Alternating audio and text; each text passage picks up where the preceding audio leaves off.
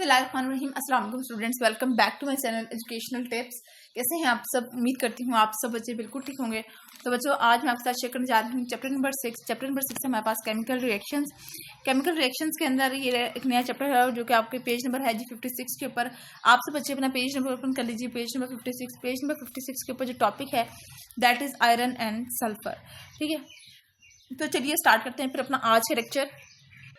Sulphur is a yellow powder and iron filing are a greyish colour. Sulphur क्या होता है कि वो येलो कलर का पाउडर सा होता है और जो आयरन होता है वो हमारे पास ग्रेइश कलर का होता है। ठीक है, a mixture of iron filing and sulphur can easily B separate using a magnet. और अगर हम लोग ने आयरन को और सल्फर को का मिक्सचर है उसको हम लोग ने सेपरेट करना है तो हम लोग उसको इजीली मैग्नेट के थ्रू सेपरेट कर सकते हैं। The iron filing stick to the magnet leaving the sulphur behind. Iron की जो फिलिंग है वो मैग्नेट के साथ चिपक जाएगी और जो हमारे पास सल्फर है वो रह जाएगा अकेला। Mixing iron and sulphur is a physical change since no new substance is found and you can mix the two together in any proportion. Iron और सल्फर का जो मिक्सचर है ये हमारे पास फिजिकल चेंज के अंदर आता है क्योंकि कोई नई चीज़ नहीं बनती। ठीक है, वो चीज़ मिक्स होकर वैसी ही रहती है। ठीक है जी, देखिए ये आयरन है और ये सल्फर है। इन दोनों को हम लोग ने मिक्स किया, फिर हम लोग ने मैग्नेट के जरिए अगर हम लोग ने इन दोनों को सेपरेट करने की कोशिश की है तो सल्फर जो है वो रह जाएगा और आयरन फिलिंग मैग्नेट के साथ चिपक जाएगी। If iron filing and sulphur are gently heated together, अगर आयरन फिलिंग और सल्फर को दोनों को हम लोग हीट दें, the yellow of the sulphur disappear and a dark grey colour substance is found. तो फिर क्या होगा कि हमारे पास ये जो येलो कलर है ना ये उड़ जाएगा हवा में और हमारे पास ब्लैक कलर रह जाएगा ये। और इस ब्लैक कलर को हम लोग क्या कहेंगे, ये हमारे पास आयरन सल्फेट बन गया है। It is not possible to remove the iron from the iron sulphate with a magnet. और अब जब ये हमारे पास हीट करने के बाद जो सोल्यूशन बना है, इस सोल्यूशन के अंदर से हम लोग आयरन को मैग्नेट के जरिए सेपरेट नहीं कर सकते। Iron sulphate is a new substance and heating has caused a chemical change to take place. अब आयरन सल्फेट जो है वो हमारे पास एक नया सब्सटेंस बन गया है जो कि हमारे पास अब ये केमिकल चेंज होगा। जब हम लोगों ने सिर्फ ऐसी मिक्सिंग की थी तो हमारे पास फिजिकल चेंज था वो। अब हम लोग ने हीट दी, ठीक है, हीट दी जब तो वो हमारे पास क्या हो गया, हमारे पास केमिकल चेंज हो गया। Iron sulphate is use in certain rechargeable batteries. और आयरन सल्फेट का इस्तेमाल कहाँ पर हो रहा है, हम लोग अपनी बैटरीज के अंदर इस्तेमाल कर रहे होते हैं। In the mixture, the particle of iron and sulfur remain separate and the number of each can very. अब हमारे पास वो कह रहे हैं कि अगर हम लोग एक मिक्सचर है जो आयरन और सल्फर का जो मिक्सचर है उसके अंदर हमारे पास हम लोग आयरन और सल्फर को सेपरेट कर सकते हैं। ये मिक्सचर ही था ना, ये मिक्सचर ही था जो हम लोग ने ऐसी खुद मिक्स किया था उसको। ठीक है, जबकि अगर हम लोग क्वांटिटी की बात करें तो क्वांटिटी चेंज हो सकती है। In the iron sulphate particle of iron and sulphur are combined chemically in a fixed ratio. जबकि जब हमारे पास आयरन और सल्फर को हम लोग केमिकली कंबाइन कर रहे हैं, जब फिजिकली कंबाइन करते हैं तो उसके अंदर हम लोग अमाउंट वेरी नहीं करते। जब हम लोग केमिकली कंबाइन कर रहे होते हैं आयरन और सल्फर को तो उसके अंदर हम लोग अगर हम लोग जितना अमाउंट में अगर 1 पिंच हम लोग आयरन ले रहे हैं तो 1 पिंच ही हम लोग को सल्फर लेना पड़ता है। ठीक है, यानी इक्वल अमाउंट में केमिकल चेंज के अंदर हम लोगों ने इक्वल अमाउंट में लेना होता है चीज़ें। The chemical that you use to start the reaction are called reactant. अब वो केमिकल जो कि आपने अपने रिएक्शन को स्टार्ट करने के लिए यूज़ किए थे, जिस तरह से हम लोगों ने आयरन और सल्फर को यूज़ किया था अपने रिएक्शन में, तो ये दोनों क्या है, ये रिएक्टेंट है। और जब इन दोनों को मिक्स करने के बाद जो हमारे पास चीज़ बनती है वो क्या होती है, हमारे पास प्रोडक्ट बनता है। जो नई सब्सटेंस बन रहा है वो क्या है, हमारे पास प्रोडक्ट है।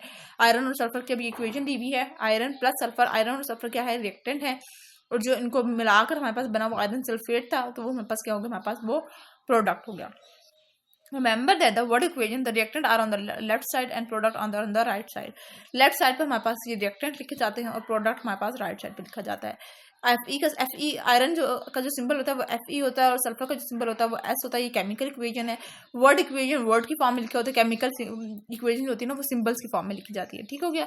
Although you have to heat the iron and sulfur to start up the reaction, it give out heat once it get going. A reaction which give out heat like this is called exothermic reaction. अब वो कह रहे हैं कि हम लोग ने देखें आयरन और सल्फर को हम लोग ने हीट दी थी ना, हम लोग ने हीट दी तो वो आयरन सल्फेट बन गया था। अब जब वो आयरन सल्फेट बन जाएगा तो वो अपने अंदर से वो हीट जो हम लोगों ने उसको दी थी ना वो फिर रिलीज आउट कर देगा।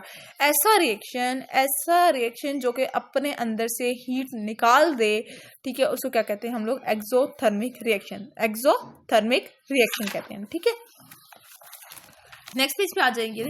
नेक्स्ट पेज पे आ जाते हैं। तो हमारे पास अब अगले बात जो की हुई है, पीछे तो हम लोगों ने आयरन और सल्फर की बात की थी ना। आप लोगों ने आयरन और सल्फर में आप लोगों ने सिंपल एक स्टोरी याद रखी है जो मैंने अभी भी आपको सुनाई है कि जब हम लोगों ने खुद मिक्सिंग की थी आयरन और सल्फर की, तो वो हमारे पास फिजिकल चेंज था। जब हम लोगों ने in the presence of heat की थी, जब हम लोगों ने आयरन और सल्फर को हीट दिया था तो हमारे पास क्या हो गया, वो केमिकल चेंज हो गया।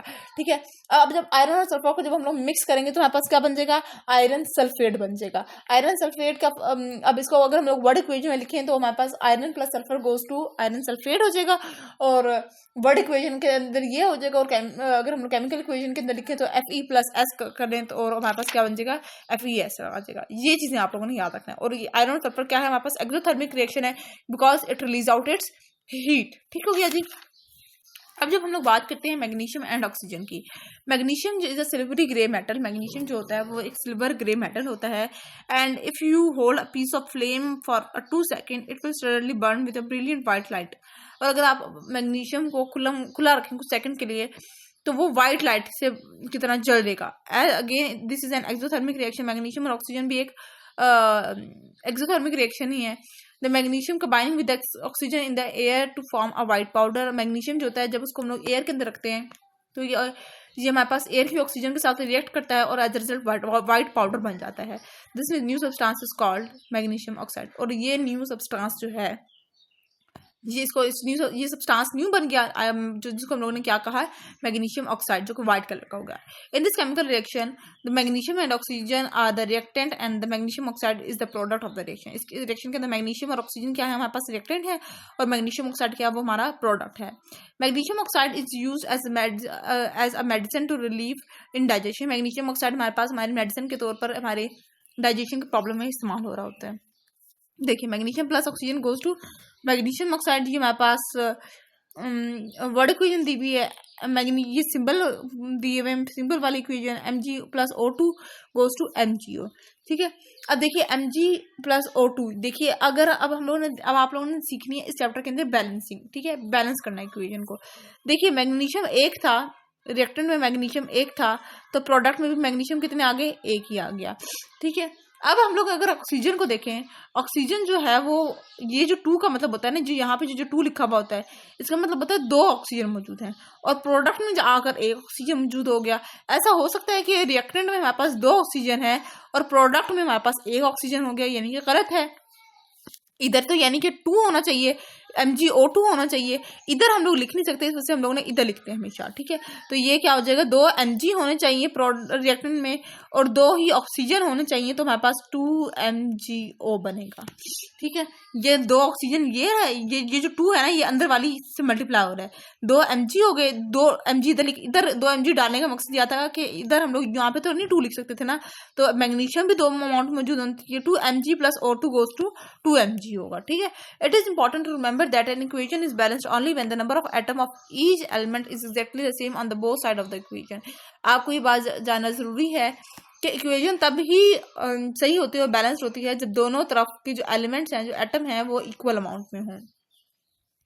The reaction when magnesium burn is very dramatic as of many exothermic as are many other exothermic reaction। जब ये वो कह रहे हैं कि जब हम लोगों के पास मैग्नीशियम बर्न होता है ना तो वो बहुत अजीब सा मंजर होता है as compared to that of other।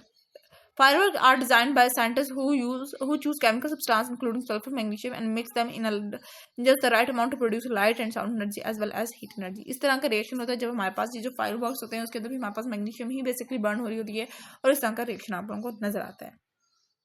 ठीक हो गया, तो ये था आज का लेक्चर। होप तो आपको समझ आ गया होगा। अगर आज लेक्चर आप सबको समझ आ गया है तो मेरे चैनल को सब्सक्राइब कर दीजिएगा, वीडियोस को लाइक कर दीजिएगा और साथ साथ बेल आइकन को प्रेस करना मत भूलिएगा। इससे मेरे आने वाली हर लेटेस्ट अपडेट सबसे पहले आप तक पहुंचेगी। मिलती हूँ किसी और वीडियो में। दुआ में याद रखिएगा, अपना ख्याल रखिएगा, ज़्यादा से चैनल को सब्सक्राइब करना मत भूलिएगा, कमेंट बॉक्स में बताना मत भूलिएगा कि आज का लेक्चर आप सबको कैसा लगा। अल्लाह हाफिज़।